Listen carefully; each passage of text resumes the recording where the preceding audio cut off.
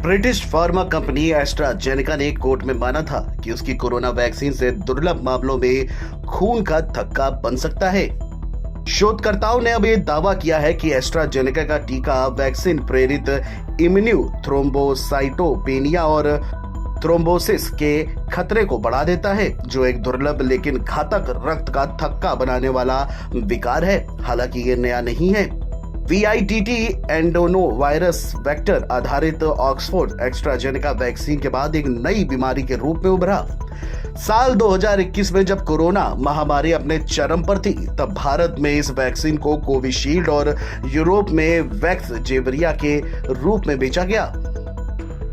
Platelet factor 4 नामक protein के विरुद्ध निर्देश एक ऑटो एंटीबॉडी को VITT के कारण के रूप में पाया गया। यह ऑटो एंटीबॉडी असमान रूप से खतरनाक नहीं होती। 2023 में अलग अलग स्टडी में कनाडा, उत्तरी अमेरिका, जर्मनी और इटली के वैज्ञानिकों ने समान PF4 एंटीबॉडी के साथ लगभग इसी तरह के विकार का वर्णन किया, जो प्राकृतिक एंडोनो वायरस संक्रमण के बाद कुछ मामलों में घातक था।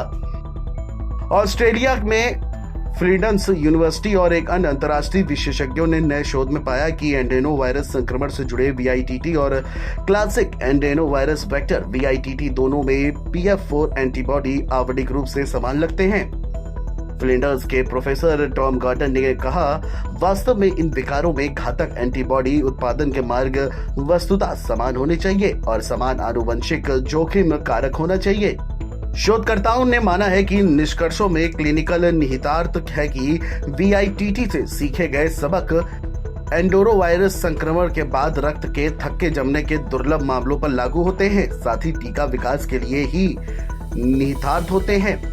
स्टडी की इस टीम ने 2022 के एक अध्ययन में PF4 एंटीबॉडी के आवधिक कोड को क्रैक किया और आनुवंशिक जोखिम कारक की पहचान की। New England journal of medicine में उनके निष्कर्ष प्रकाशित हुए। भविष्य में टीका सुरक्षा में सुधार के लिए महत्वपूर्ण प्रभाव भी है। Video desk NBT online.